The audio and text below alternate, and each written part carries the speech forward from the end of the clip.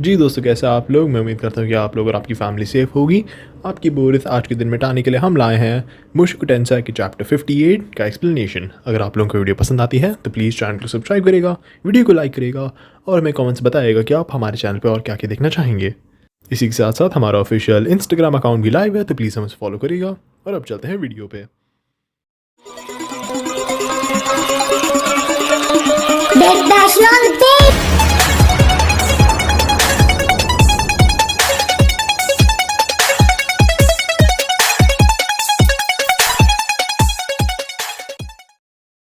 जी दोस्तों, चैप्टर के स्टार्ट में हम लोग देखते हैं कि रूडियस फिट्ज से बात कर रहा है और वो फिट्ज को बताता है कि कैसे उसने ज़ानोबा को मैजिक थ्रू डॉल्स बनाना सिखाने की ट्राई करी थी, लेकिन बेचारा ज़ानोबा सीख नहीं पाया।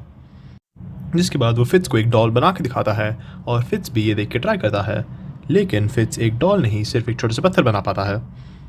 इसके बाद रूडियस फिट्ज को बताता है कि सिंस वो ज़ानोबा को मैजिक थ्रू नहीं सिखा पाया, उसने सोचा कि वो ज़ानोबा को डॉल्स क्राफ्ट करना सिखाएगा बाय हैंड, लेकिन ज़ानोबा वो भी नहीं सीख पाया, तो अब उसे पता नहीं कि क्या करना है।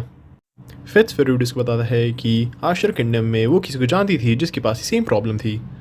ये सुनने पर रूडियस पूछता है कि उन्होंने वो प्रॉब्लम सॉल्व कैसे करी, तो फिट्ज उन्हें बताता है कि उन्होंने एक स्लाव यूज़ करा था। उन्होंने एक स्लाव खरीद के उसे जो भी वो करना चाहते थे वो करना सिखाया और फिर उन्हें जो कुछ भी करना था उन्होंने वो उस स्लाव से करवा लिया।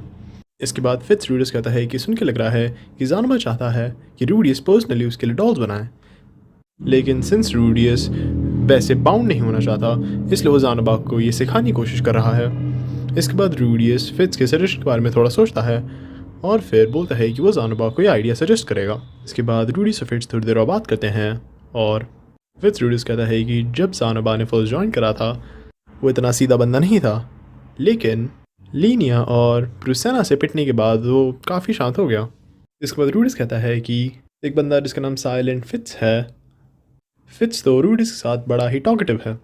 इसके बाद फिट्ज रूडियस को बोलता है कि वो असलियत में काफ़ी शाय है और फिर वहाँ से बहाना मार के निकल जाता है, लेकिन हम सब लोग जानते हैं कि फिट्ज रूडियस के साथ इतना टॉकेटिव इसलिए है क्योंकि फिट्ज असलियत में सोफ़ी है।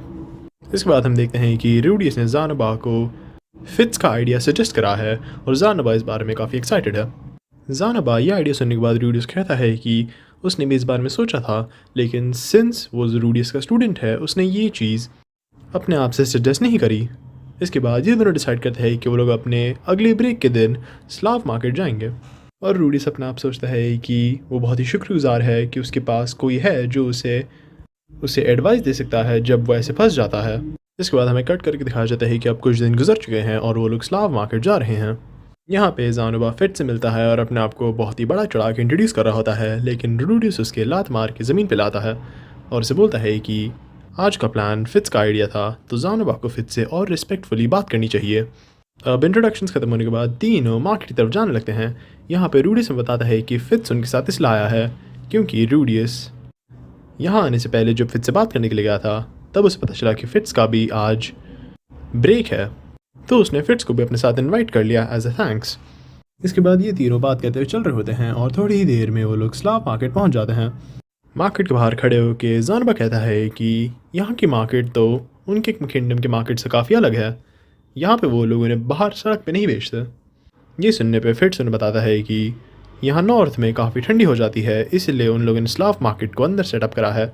जिसके बाद हमें स्लाव मार्केट का एक ओवरहेड व्यू दिखाया जाता है जहाँ पे हम देखते हैं कि ऐसे बहुत सारे अलग अलग क्यूबिकल्स बने हुए हैं जहाँ पे बहुत ही अलग अलग स्लाव्स को डिस्प्ले करा जा रहा है। यहाँ पे हम देखते हैं कि जितने भी स्लाव्स ऑन डिस्प्ले हैं वो सारे नंगे खड़े हैं और यहाँ पे हमें पता चलता है कि फिट्ज या सोफ़ी अभी दूध से धुली है, या हम ये भी कह सकते हैं कि वो दूध से नहीं धुली है। जाने लो भाई, मेरी और नहीं तड़पना मुझे।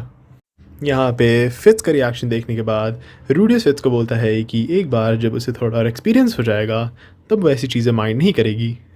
इसके बाद ज़ानोबा पीछे से कहता है कि वो लोग एक कॉम्बैट स्लाव को नहीं देख रहे हैं ना, वो लोग एक ऐसा स्लाव चाहेंगे जो डेक्स्ट्रस है, यानी कि अपने हाथ बड़े अच्छे से इस्तेमाल कर सकता है और मैजिक भी बड़े अच्छे से इस्तेमाल कर सकता है, और दोनों की सोच डॉव्स पे आ जाती है।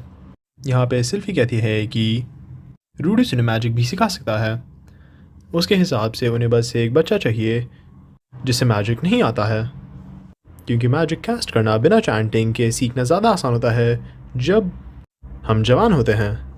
और तो और एक बच्चा जो 5 साल की उम्र से मैजिक सीखना शुरू करता है, उसकी मैजिक कैपेसिटी फूट के बढ़ती है। इसके बाद रूडियस फिट्ज से पूछता है कि क्या उसने भी मैजिक एक छोटी उम्र में सीखना शुरू करा था क्या। फिट्ज फिर रूडियस को बताता है कि कैसे उसके मास्टर ने उसे बचाया था और फिर उसने अपने मास्टर से मैजिक सीखा था और कि वो आज तक अपने मास्टर की बहुत ही इज्जत करता है। इसके बाद रूडियस बोलता है कि अगर फिट्ज अपने मास्टर की इतनी रिस्पेक्ट करता है तो वो किसी दिन फिट्ज के मास्टर से मिलना चाहेगा।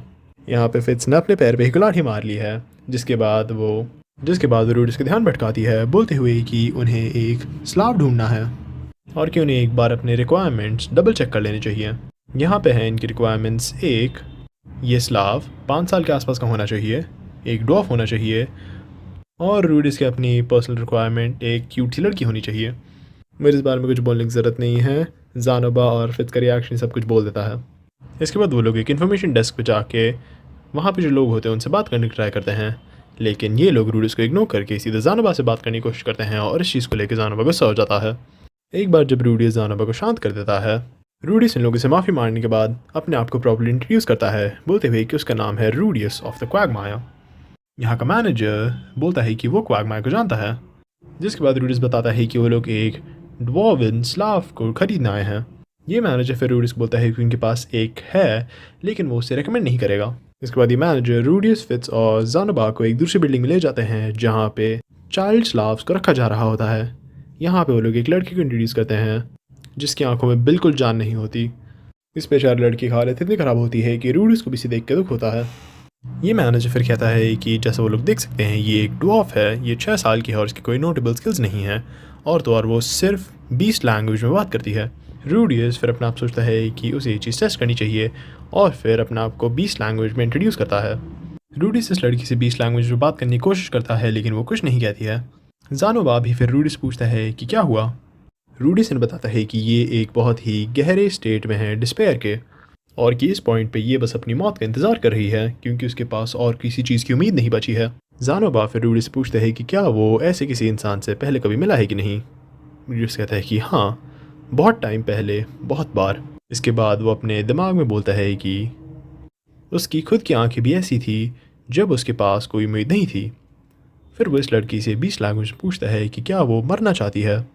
रूडियस फिर उससे कहता है कि फ़र्क नहीं पड़ता कि वो क्या करेगी, हर चीज़ होपलेस है, तो अगर वो चाहे तो रूडियस उसे अभी यहाँ पे मार सकता है।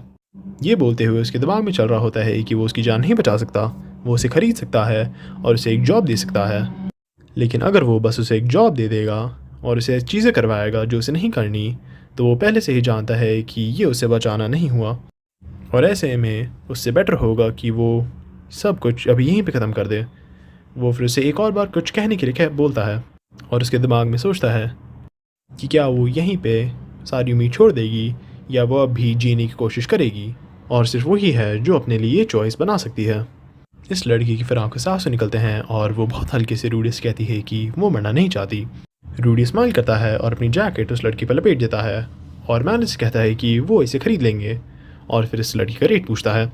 मैनेजर भी बिज़नेस करने की खुशी से इस लड़की को बेच देता है और इस लड़की का प्राइस है 1 लार्ज आशिरा कॉपर। और इसी के साथ हमारा चैप्टर यहीं पे ख़त्म हो जाता है।